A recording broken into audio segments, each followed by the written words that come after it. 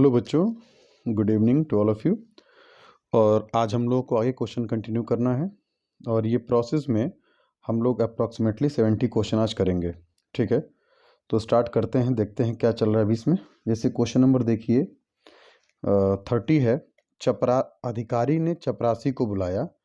इस वाक्य में चपरासी को में कौन सा कारक है? तो बच्चों इसमें कारक होगा कर्म कारक। इसमें आंसर होगा कर्म कारक होगा, इसका सही आंसर है।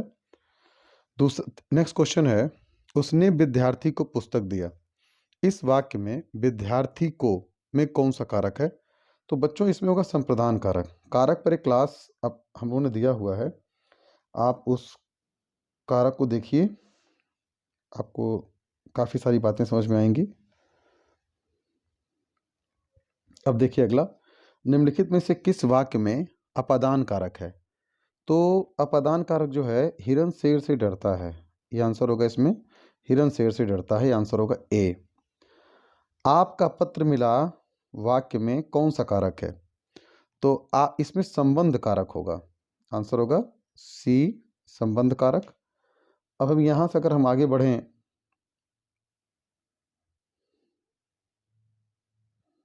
क्वेश्चन नंबर नेक्स्ट देखिए, कमल फूलों में सुंदरतम है वाक्य में कौन सा कारक है? तो इसमें होगा अधिकरण कारक, आंसर आपका होगा बी, अधिकरण कारक है इसका आंसर।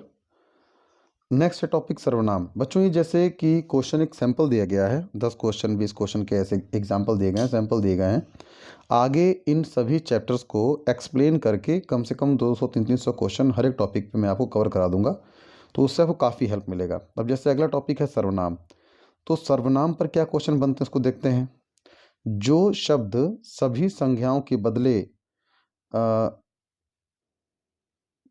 पूर्वापर संबंध के साथ प्रयुक्त होते हैं उन्हें कहते हैं। मतलब कहने का मतलब ये है कि जो शब्द संज्ञाओं के बदले यूज़ किए जाते हैं उनको हम लोग सर्वनाम कहते हैं। संज्ञा के स्थान पर जो आता है उसको हम लोग सर्वनाम कहते हैं। इसमें आंसर होगा आपका बी। निम्नलिखित में से कौन सा शब्द पुरुषवाचक सर्वनाम के अंतर्गत रखा जा सकता है? पुरुषवाचक सर्वनाम के अंतर्गत कौन सा शब्द रखा जा सकता है? तो इसमें होगा हम जो है ये पुरुषवाचक सर्वनाम है। सर्वनाम पर हम लोग अपनी क्लास रखेंगे और वहाँ से आप चीज़ों को देख सकते हैं। मैं अपने आप काम कर लूँगा में आप कौन सा सर्वनाम है? मैं अपने आप काम कर लूँगा में ये बेटा निजवाचक सर्वनाम होना चाहिए। निजवाचक है क्यों? क्योंकि ये खुद की बात कर रहा है, इंडिविजुअल की बात कर रहा है, तो आंसर होगा इसमें बी। अगला क्वेश्चन देखिए, निम्नलिखित में से क्वेश्चन कह रहा है कि निम्नलिखित में से कौन सा शब्द प्रश्नवाचक सर्वनाम है? तो प्रश्नवाचक सर्वनाम वो होता है जो प्रश्न को पूछने का कार्य करे। तो इसमें जो कौन होगा, ये कौन, ये प्रश्नवाचक सर्वनाम है, कौन, आंसर होगा ए, ऑप्शन ए, कौन। निम्नलिखित शब्दों में से कौन सा शब्द अनिश्चित वाचक सर्वनाम है? अनिश्चित वाचक का मतलब होता है जिससे किसी निश्चित संज्ञा या सर्वनाम का ज्ञान न हो। तो इसमें जो आपका क्वेश्चन 39 है, इसमें होगा कुछ, जैसे कि कुछ लड़के मैदान में खेल रहे थे। इससे ये नहीं स्पष्ट हो रहा है कि कितने लड़के थे, कुछ लड़के थे, या कुछ किताबें वहाँ रखी हैं। तो कुछ जो है एक अनिश्चित वाचक सर्वनाम है, इससे हम कंफर्म नहीं कर पा रहे कि एग्जैक्टली नंबर क्या था। निम्नलिखित वाक्यों में से किस वाक्य में सर्वनाम का अशुद्ध रूप प्रयोग हुआ है? तो किस में अशुद्ध रूप? मुझे इस बैठक की सूचना नहीं थी, ठीक है। मैं तेरे, ये आंसर देखिए, ये गलत दिया हुआ सर्वनाम। मैं तेरम को एक घड़ी दूंगा, मैं तेरे को एक घड़ी दूंगा, ये होना चाहिए इसमें, सॉरी, मैं तेरे को नहीं, ये ऐसा गलत है ये, तो इसमें ये नहीं होगा। मैं तेरे को एक घड़ी दूंगा, ये गलत है। मैं तुम्हें एक घड़ी दूंगा, ये बात समझ में आती है। अपने आग्रह पर मैं दिल्ली जा सकता हूँ, सॉरी, आपके आग्रह पर मैं दिल्ली जा सकता हूँ, ये सही है। वह स्वयं यहाँ नहीं आना चाहता, ये भी सही है। मैं तेरे को एक घड़ी दूंगा, ये गलत है। नेक्स्ट क्वेश्चन देखिए अगला, विशेषण पर आइए। तो ये बच्चों सैंपल टाइप क्वेश्चन है। विशेषण में क्या दे रहे हैं? निम्नलिखित में से कौन सा शब्द विशेषण है? तो देखिए, जो किसी संज्ञा या सर्वनाम की विशेषता बताता है उसको हम लोग विशेषण कहते हैं। तो क्वेश्चन नंबर 41 में जैसे कि सच्चा व्यक्ति, सच्चा व्यक्ति, ये सच्चा क्या है? इसमें विशेषण है सच्चा। अच्छा, जैसे सच्चा व्यक्ति, लेकिन अगर हम अन्य शब्दों को प्रयोग करें तो ये अन्य शब्द विशेषण नहीं है, क्योंकि ये संज्ञा से पहले प्रयोग होकर के उसकी विशेषता को नहीं बताएंगे। तो इसलिए हम जैसे नम्रता को, मिठास को, शीतलता को विशेषण की श्रेणी में नहीं रख सकते हैं। सच्चा जो होगा वो एक विशेषण है। अच्छा विद्यार्थी में विद्यार्थी शब्द क्या है? जैसे कह रहा है कि अच्छा विद्यार्थी में विद्यार्थी शब्द क्या है, तो अच्छा विद्यार्थी में जो विद्यार्थी शब्द होगा वह विशेष्य है। वह क्या है? विशेष्य। विशेष्य क्यों है? जैसे ये इसमें देखिए, अच्छा तो विशेषण है और विद्यार्थी क्या है? विशेष्य है। विशेषण जिसकी विशेषता बताए उसको विशेष्य कहते हैं। विशेषण जिसकी विशेषता बताए उसको विशेष्य कहते हैं। तो विशेष्य क्या हो गया यहाँ पे? विद्यार्थी। निम्नलिखित में से कौन सा शब्द गुणवाचक विशेषण है? तो गुणवाचक का मतलब होता है जो क्वालिटी को बताए। तो बलवान व्यक्ति कैसा है? बलवान। तो बलवान जो है ये गुण को बता रहा है, ये उसकी विशेषता को बता रहा है। तो गुणवाचक विशेषण क्या हो गया? बलवान। निम्नलिखित वाक्यों में से एक वाक्य में विशेषण संबंधी अशुद्धि नहीं है, वह कौन सा है? तो किसमें अशुद्धि नहीं है वह देखना है। तो उसमें उसमें एक गोपनीय रहस्य है। एक गोपनीय रहस्य नहीं होता है। आप जैसा अच्छा सज्जन कौन होगा? आप जैसा अच्छा सज्जन कौन होगा? तो ये जो है ये गलत सेंटेंस है। कहीं से खूब ठंडा बर्फ लाओ, तो कहीं से खूब ठंडा नहीं होता है। कहीं से ठंडा बर्फ लाओ, क्योंकि बर्फ ऑलरेडी ठंडा होता है। वहाँ ज्वर की सर्वोत्कृष्ट चिकित्सा होती है। ये अशुद्धि नहीं है, तो आंसर डी होगा इसके अंदर। वहाँ ज्वर की सर्वोत्कृष्ट अशुद्धि नहीं है, तो इसमें आंसर होगा आपका डी होना चाहिए। आंसर होगा इसके अंदर आपका डी। अच्छा, नेक्स्ट क्वेश्चन अगर देखा जाए, अगर हम यहाँ से आगे बढ़ें तो इसमें क्वेश्चन देखिए, निम्नलिखित में से कौन सा शब्द अनिश्चित परिणाम वाचक विशेषण है? अनिश्चित परिमाण वाचक, सॉरी। निम्नलिखित में से कौन सा शब्द अनिश्चित परिमाण वाचक विशेषण है? तो इसमें थोड़ा जो होगा ये शब्द ये अनिश्चित परिमाणवाचक विशेषण है। अगर हम यहाँ से आगे बढ़ें तो अगले क्वेश्चन की तरफ चलते हैं हम लोग। क्वेश्चन नंबर 48 पर आइए। यहाँ दिया हुआ है, काम का नाम बताने वाले शब्द को क्या कहते हैं? काम का नाम बताने वाले शब्द को क्या कहते हैं? तो बच्चों, क्रिया कहते हैं।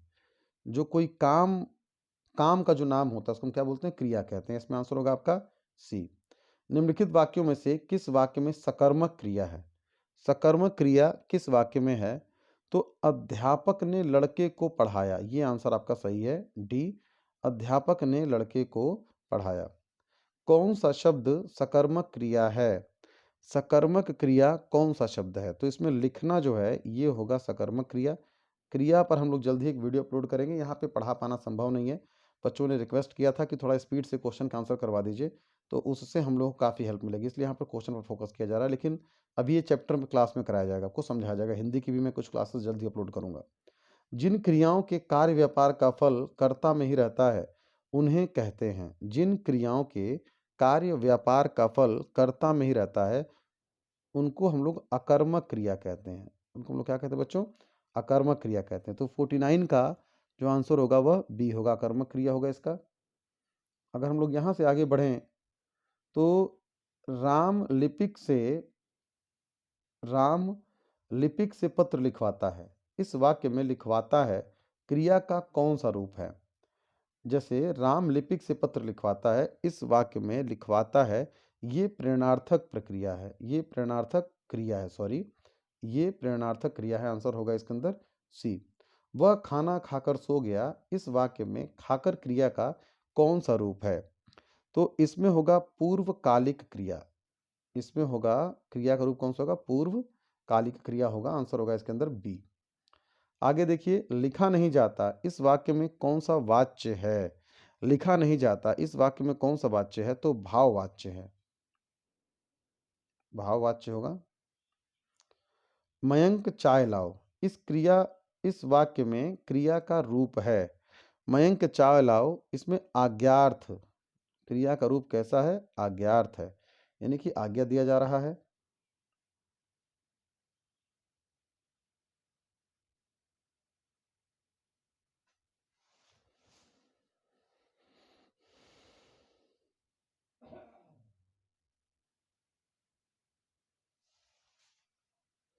नेक्स्ट क्वेश्चन है, निम्नलिखित वाक्यों में किस वाक्य में क्रिया का संदेहार्थक रूप में प्रयोग हुआ है? किस वाक्य में क्रिया के संदेहार्थक रूप का प्रयोग हुआ है? तो तुमने अखबार पढ़ा होगा, तुमने अखबार पढ़ा होगा, इसमें जो है संदेहार्थक क्रिया का प्रयोग हुआ है, रूप का प्रयोग हुआ है। निम्नलिखित क्रियाओं में से कौन सी क्रिया अनुकरणात्मक नहीं है? कौन सी क्रिया अनुकरणात्मक? झुठलाना, ये अनुकरणात्मक नहीं है, झुठलाना अनुकरणात्मक नहीं है। आंसर क्या होगा इसके अंदर? बी। आगे बढ़ते हैं, हम लोग यहाँ से आगे बढ़ें तो हम लोग आ गए हैं काल पर। एक सैंपल टाइप का क्वेश्चन है, अभी आपको सिर्फ सैंपल दिया जा रहा है। भूतकाल के कितने भेद होते हैं? तो भूतकाल के बच्चों 6 भेद होते हैं, भूतकाल के 6 भेद होते हैं। अच्छा, मैं खाना खा चुका हूँ वाक्य में कौन सा भूत है? मैं खाना खा चुका हूँ वाक्य में आसन्न भूत है। कौन सा भूतकाल है? आसन्न भूतकाल है बेटा, इसके अंदर आंसर होगा बी। वर्तमान काल के कितने भेद होते हैं? वर्तमान काल के 5 भेद होते हैं। वर्तमान काल के कितने भेद होते हैं बच्चों? 5 भेद होते हैं। क्लास में इन पर चर्चा किया जा चुका है आपसे ऑलरेडी। क्वेश्चन है, वह पढ़ रहा है वाक्य में, वह पढ़ रहा है वाक्य में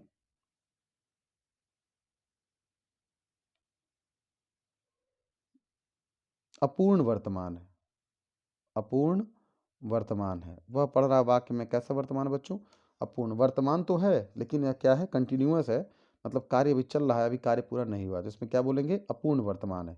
जैसे क्वेश्चन नंबर 60 देखिए, संभव है कि वह कल आ जाएगा, इस वाक्य में काल का कौन सा रूप है? तो संभाव्य भविष्यत, संभाव्य भविष्यत, संभव है कि वह कल आ जाएगा, तो इसमें आंसर क्या होगा? संभाव्य भविष्यत, ये रूप है इसका आंसर का, सही आंसर है बी। नेक्स्ट क्वेश्चन अगला है, अगला क्वेश्चन देखिए, हम अवयव की बात कर रहे हैं। जिन शब्दों में किसी प्रकार का विकार नहीं हो सकता उन्हें कहते हैं, जिन शब्दों में अविकारी शब्द, उनके अंदर कोई विकार नहीं हो सकता, तो उसको क्या बोलेंगे? अविकारी शब्द बोलेंगे। तो इसका आंसर क्या होगा? ए।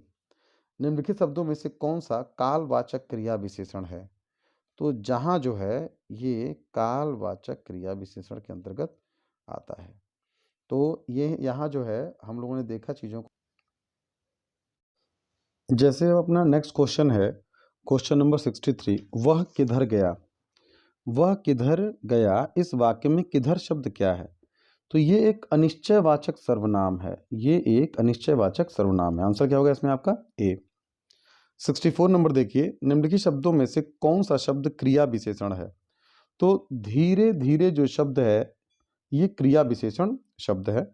धीरे धीरे चला या धीरे धीरे चलना, तो ये धीरे धीरे जो है क्रिया की विशेषता को बता रहा है, तो इसको हम लोग क्रिया विशेषण मानते हैं। मैं गोपाल के बिना नहीं जाऊंगा, इस वाक्य में कौन सा अवयव है? तो इसमें संबंधों को बताया जा रहा है, तो इसमें होगा संबंध बोधक अवयव। आंसर क्या होगा इसके अंदर? बी, संबंध बोधक अवयव। निम्नलिखित में से कौन सा शब्द सादृश्यवाचक अवयव है? तो बच्चों इसमें जो सादृश्यवाचक अवयव है वो होगा समान। समान क्या है इसमें? सादृश्यवाचक अवयव है। अंकित और अंकुर विद्यालय जाते हैं, इस वाक्य में और शब्द अवयव है, सॉरी, अंकित और अंकुर विद्यालय जाते हैं, इस वाक्य में और शब्द अवयव है। तो ये जो और है ना, ये समुच्चय बोधक, यानी कि ये दो लोगों को बता रहा है, दो लोग ग्रुप को बता रहा है, तो ये समुच्चय बोधक जो है मोर देन टू या टू, समुच्चय बोधक अवयव के रूप में जाना जाएगा। क्वेश्चन नंबर 68 है, निम्नलिखित शब्दों में से कौन सा शब्द विस्मयादिबोधक अवयव है? कौन सा शब्द विस्मयादिबोधक अवयव है? तो इसमें धन, धन्य, धान, ये विस्मयादिबोधक अवयव हैं। यहाँ से हम लोग आगे बढ़ते हैं। अब जरा आते हैं विविध पर। तो बच्चों विविध में देखिए, जैसे पहला क्वेश्चन है, हिंदी शब्दानुशासन के रचयिता का नाम है। तो हिंदी शब्दानुशासन जो किताब है इसके रचयिता थे किशोरी दास वाजपेयी जी। किशोरी दास वाजपेयी जो हैं इसके रचयिता हैं। हिंदी का पहला व्याकरण ग्रंथ किसने लिखा था? तो हिंदी का जो पहला व्याकरण ग्रंथ है वो जे कैटलर ने लिखा था। ए, हिंदी का जो पहला व्याकरण ग्रंथ है वो जे कैटलर ने लिखा था।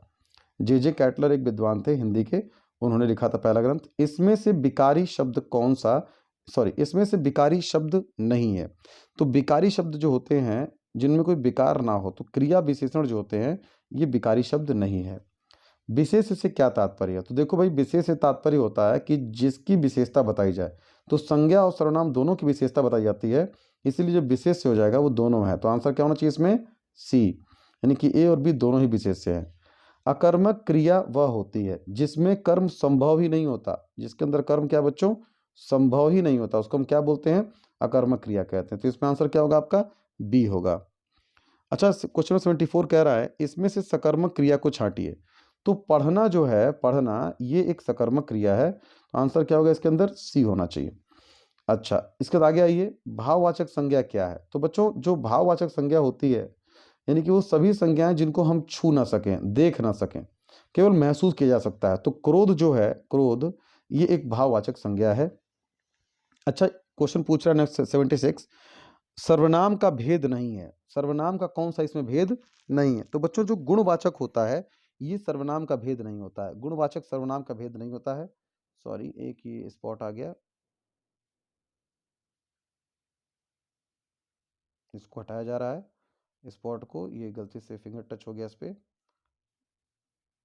तो हम लोग यहाँ देखें, अगर क्वेश्चन को देखें, तो जो गुणवाचक विशेषण होता, सॉरी, जो गुणवाचक होता है ये गुणवाचक विशेषण होता है, गुणवाचक सर्वनाम नहीं होता। तो आंसर क्या होना चाहिए इसमें? बी होना चाहिए। 77 देखिए, इनमें से विशेषण का भेद कौन सा है? तो बच्चों ये जो गुणवाचक है, संख्यावाचक है, परिमाण बोधक है, ये सभी के सभी जो हैं ये विशेषण के भेद होते हैं। तो इसमें आंसर आपका क्या होना चाहिए बच्चों? डी होना चाहिए। अवयव कितने प्रकार के होते हैं? तो मैं आपको पहले भी बता चुका हूं कि अवयव 4 प्रकार के होते हैं। अवयव कितने प्रकार के होते हैं बच्चों? 4 प्रकार के होते हैं। क्रिया विशेषण को आप मानेंगे, जो क्रिया विशेषण है उसको आप क्या मानेंगे? तो ये अविकारी शब्द है। क्रिया विशेषण क्या है? अविकारी शब्द है। तो इसमें 79 का आंसर क्या होगा? बी। अच्छा, तिगुना व्याकरण की दृष्टि से, तिगुना जो शब्द है वो व्याकरण की दृष्टि से है, तो एक विशेषण है। ये क्या है? एक विशेषण है। तिगुना व्याकरण के दृष्टिकोण से क्या है? एक विशेषण है। अच्छा, इसमें से विशेषणार्थक प्रत्यय कौन सा है? विशेषणार्थक प्रत्यय कौन सा है? तो बच्चों ये सभी के सभी जो हैं ये विशेषण में प्रयोग किए जाने वाले प्रत्यय हैं, यानी कि इनको, इन सभी, जैसे इक को, इला को, ईय को, इन सभी को जो है हम लोग लगा करके, प्रत्यय हैं ये सारे, इनको लगा करके हम लोग विशेषण का निर्माण करते हैं। यथासंभव की व्याकरणिक कोटि बताइए। क्वेश्चन नंबर 82 है, यथासंभव की व्याकरणिक कोटि क्या है? इसका मतलब ये कि यथासंभव जो शब्द है वो एक्चुअल में क्या है? तो बच्चों ये एक अवयव है। क्या है ये? अवयव होगा। यथासंभव क्या एक्चुअल में? अवयव है। तो इसमें आंसर आपका होगा ए।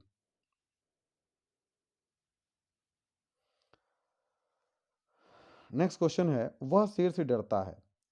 तो इसमें जो बोल्ड शब्द है, वह शेर से डरता है, तो काले छपे शब्द में कौन सा कारक है? तो काले छपे, भाई ये सारे वर्ड तो कार वही छपे हैं, तो इसमें जो है अपादान, अपादान कारक है। वह शेर से डरता है, शेर से अपादान कारक है बच्चों। तो इसमें आंसर होगा सी। राम ने सीता को पुस्तक दी, काले छपे शब्द में कौन सा कारक है? तो इसमें हो जाएगा बच्चों संप्रदान कारक। इसमें क्या हो जाएगा? संप्रदान कारक हो जाएगा। इसमें आंसर आपका है डी, संप्रदान कारक है। मैंने तेरे को कहा था, मैंने तेरे को कहा तो था में कारक संबंधी अशुद्धि का निराकरण निम्नलिखित में से चयन कीजिए। तो इसमें जो आपको ढूंढना है कि इसमें कारक संबंधी अशुद्धि का निराकरण करना है आपको, कि कारक संबंधी कौन सी अशुद्धि इसके अंदर है, आपको दिख रही है। तो उसमें क्या अशुद्धि आप देख रहे हैं बच्चों? तो इसमें आपको दिख रहा होगा तुमसे, इसमें क्या होना चाहिए? तुमसे होना चाहिए, मैंने तेरे को नहीं, तुमसे। तो आंसर क्या होगा इसके अंदर? अगर हम देखें तो आंसर इसके अंदर होना चाहिए बी, तुमसे। बी सही आंसर है इसका। वह तेज दौड़ता है में काले छपे शब्द की व्याकरणिक कोटि बताइए। तेज दौड़ता है, तो ये तेज, तेज जो है, तेज काला मतलब शब्द है, तो दौड़ने की विशेषता बता रहा है। तो दौड़ना क्या है? क्रिया है। तो तेज जो है वो क्रिया विशेषण है जो क्रिया की विशेषता को बता रहा है। हाय, वह चल बसा में अवयव शब्द है। तो क्वेश्चन नंबर 87 देखिए, हाय वह चल बसा में अवयव शब्द है। तो अवयव शब्द क्या है इसके अंदर? हाय। हाय एक ऐसा शब्द है, अवयव शब्द है। तंबाकू शब्द का लिंग बताइए। तो जो तंबाकू शब्द है ना बच्चों, ये क्वेश्चन नंबर 88 जो है, जो तंबाकू शब्द है ये स्त्रीलिंग है। तंबाकू जो शब्द है वो एक स्त्रीलिंग शब्द है। ब्राह्मणत्व किस प्रकार की संज्ञा है? तो बच्चों ब्राह्मणत्व एक भाववाचक संज्ञा है, भाववाचक संज्ञा, भाव को बता रहा है कौन? ब्राह्मणत्व। लेकिन अगर ब्राह्मण बोलेगा तो ये जातिवाचक हो जाएगा, क्योंकि पूरे समूह को, पूरे जाति को का बोध कराता है। अच्छा, अगला देखिए, राधा ने मोहन को बांसुरी दी में काले छपे शब्द की क्रिया है। राधा ने मोहन को बांसुरी दी में काले छपे शब्द की क्रिया है। तो इसमें गायिका जो है, गाय सॉरी, क्वेश्चन नंबर 90 है। राधा ने मोहन को बांसुरी दी में काले छपे शब्द की क्रिया क्या है? तो इसमें द्विकर्मक क्रिया है बच्चों। इसमें आंसर क्या होगा आपका? द्विकर्मक क्रिया है। तो आंसर होगा इसके अंदर आपका बी, द्विकर्मक क्रिया है। गायक का स्त्रीलिंग गायिका होगा, ये तो कोई बता देगा आपको। सुलोचना शब्द का लिंग बताइए, ये भी स्त्रीलिंग शब्द है। सुलोचना क्या शब्द है? स्त्रीलिंग शब्द है। अनेक शब्द किस प्रकार का है? तो एक बहुवचन शब्द है। अनेक कैसा शब्द है? एक बहुवचन शब्द है। अनेक के बाद हम लोग आगे आए तो कौन सा शब्द एक वचन में प्रयुक्त होता है? तो जैसे अगला हमारा अगला क्वेश्चन है कि निम्नलिखित में से कौन सा शब्द एक वचन में प्रयुक्त होता है? तो बच्चों इसमें जो माल शब्द है ना, माल, ये माल एक वचन में प्रयुक्त होने वाला शब्द है। माल, माल एक वचन में प्रयुक्त होने वाला शब्द है। कौन सा शब्द सदैव बहुवचन में प्रयुक्त होता है? तो बाल, दर्शन, आंसू, ये सभी के सभी जो है, ये सभी के सभी हमेशा किस फॉर्म में आते हैं? प्लूरल फॉर्म में प्रयोग किए जाते हैं। हिंदी में कितने कारक माने गए हैं? तो मैंने पहले ही बताया आपको कि 8 कारक। हिंदी में कितने कारक माने गए हैं? तो 8 कारक। आंसर क्या होगा इसके अंदर? सी आंसर होगा। हिंदी के 8 कारक माने गए हैं बच्चों, ये भी महत्वपूर्ण है। अच्छा, इसके बाद अगर हम अगला देखें क्वेश्चन, अगर हम अगला पॉइंट देखें तो इसमें से विशेषण शब्द को छांटिए। तो विशेषण शब्द जो होगा, जैसे कि भारतीय जो शब्द है, भारतीय, जैसे कि भारतीय लड़का, तो भारतीय लड़का जो है, भारतीय जो शब्द है, ये इसमें विशेषण है। अगर हम लोग यहाँ से देखें तो आंसर हमारा क्या होना चाहिए बच्चों? भारतीय होना चाहिए। सही आंसर भारतीय है। लड़की किस प्रकार की संज्ञा है? तो लड़की एक जातिवाचक संज्ञा है, क्योंकि लड़की पूरे एक जाति को बताती है, एक वर्ग को बताती है। अब लड़की में मोहिनी होती तो मोहिनी जो होती वो व्यक्तिवाचक हो जाती, सॉरी, व्यक्तिवाचक हो जाती। सोहिनी होती तो व्यक्तिवाचक हो जाती है। लेकिन लड़की जो है, लड़की पूरी जाति को बता रही है, तो एक जातिवाचक संज्ञा है। अच्छा, कौन सा शब्द जातिवाचक है? तो सॉरी सॉरी सॉरी, कौन सा शब्द व्यक्तिवाचक है? तो इसमें गंगा जो है वो व्यक्तिवाचक है, क्योंकि गंगा एक पर्टिकुलर किसी चीज को बता रही है। एक लड़की का नाम हो सकता है, नदी का नाम है, तो एक को बता रहा है, तो ये क्या हो जाएगा? व्यक्तिवाचक हो जाएगा। कौन सा शब्द भाववाचक है? तो बच्चों ये सभी के सभी जो शब्द हैं, ये सारे के सारे क्या हैं? भाववाचक संज्ञा के अंतर्गत आते हैं। तो इसमें आंसर होगा आपका 100। आगे आइए, 100 का आंसर होगा सभी, डी। इसमें से संख्यावाचक विशेषण को छांटिए। तो इसमें से संख्यावाचक विशेषण को छांटिए। तो संख्यावाचक विशेषण होगा कुछ। कुछ कुछ कुछ क्या है? एक अनिश्चित, अनिश्चित संख्यावाचक विशेषण है कुछ। आंसर होगा इसके अंदर बी। अच्छा, प्रश्नवाचक सर्वनाम कौन सा? प्रश्नवाचक सर्वनाम शब्द कौन सा है? तो कौन और क्या दोनों ही जो है ये प्रश्नवाचक सर्वनाम है। तो आंसर क्या होगा इसके अंदर आपका? सी, ए और बी दोनों ही होंगे। कौन सा सर्वनाम शब्द उत्तम पुरुष का है? तो मैं शब्द जो होता है ये उत्तम पुरुष का है। उत्तम पुरुष का मतलब होता है जो एक इंडिविजुअल को बताए, सॉरी, मैं जो खुद को बताए, फर्स्ट पर्सन, इसको बोलते हैं हम लोग। यह मेरी पुस्तक में, यह मेरी पुस्तक में, यह क्या है? तो बच्चों यह जो है सर्वनाम है। अच्छा, यह मेरी पुस्तक में, यह क्या है? तो इसमें क्या बच्चों? ये सर्वनाम है। आगे देखें,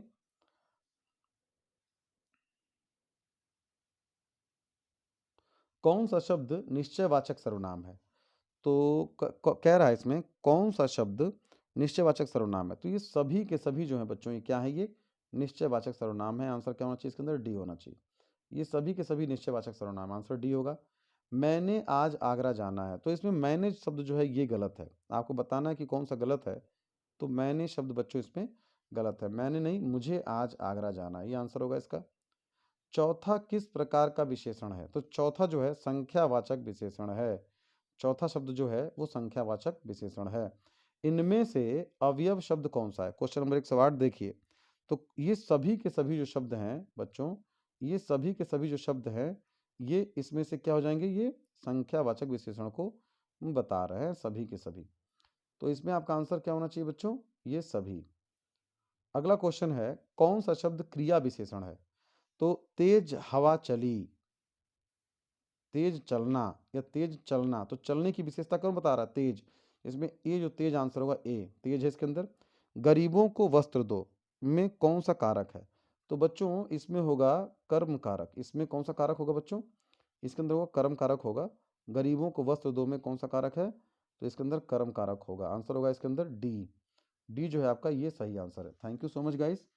मैं आपको ये विश्वास दिलाना चाहता हूँ कि हम लोग रेगुलर इस तरह के क्वेश्चंस को कर रहे हैं और इस तरह के प्रश्नों को करके हम लोग जो है एक पॉजिटिविटी बच्चों के साथ शेयर करना चाहते हैं। बच्चों पढ़ने के साथ साथ जब तक आप प्रश्नों को हल नहीं करोगे तब तक आपके अंदर सकारात्मकता नहीं आएगी। मुझे पता है कि हमारा ये बहुत छोटा सा प्रयास है, लेकिन ये छोटा सा प्रयास आपके अंदर बहुत सारी पॉजिटिविटी लेकर के आएगा। तो मैं आपसे बस इतना रिक्वेस्ट कर रहा हूँ कि आप इसको पढ़ो और अपने फ्रेंड्स के साथ शेयर करो जो लोग तैयारी करते हैं। इसी चैनल पे आपको सभी क्लासेस उपलब्ध कराई जाएंगी, मैथ्स की, रीजनिंग की, जीएस की, हिंदी की। वीडियोस हम लोग अभी तैयार कर रहे हैं। वीडियोस आप लोग को लेक्चर बाय लेक्चर अवेलेबल कराई जाएंगी।